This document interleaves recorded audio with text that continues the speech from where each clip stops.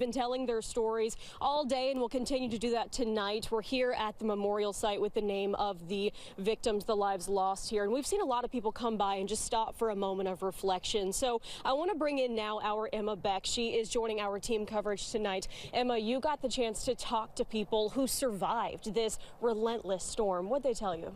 Yeah, I met with William and Catherine Fingston. They were here that night, staying in their dad's mobile home when the tornado hit.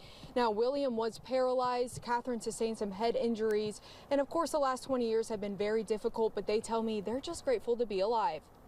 20 years ago today, William and Catherine Fingston were spending the night at their dad's mobile home at the Eastbrook Park when the tornado hit. They tell me everything happened so fast. 1 minute I was in bed watching TV. Next minute, my dad's friend at the time comes in and says, "Get in the bathroom." The next thing I know, she's bursting in saying, "Get in the bathtub now." And then we did, and I felt weightless for a second, and that was it.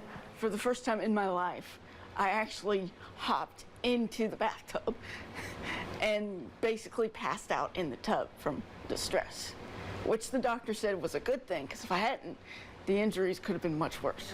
Thrown 300 feet through another trailer, and I hit the ground hard enough to break my neck. The tornado wiped out the entire mobile home park. Catherine sustained head injuries and William was paralyzed, losing movement of his legs and hands. They say the physical injuries aren't the only thing they had to live with in the aftermath. 23 people died. I'm glad I'm not one of them, but I still feel thinking about them every day.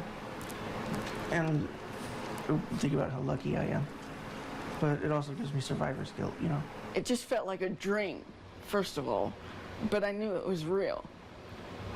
The hardest part was accepting the fact that my brother would never walk again. William has since had to learn how to live without the use of his hands or legs, and Catherine has dealt with panic attacks, specifically during storms. But they're living life as normally as they can, leaning on each other as they go.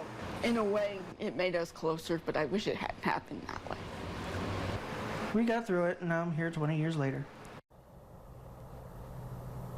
20 years later, indeed, and they have such great spirits. It was such an honor to sit down with them today.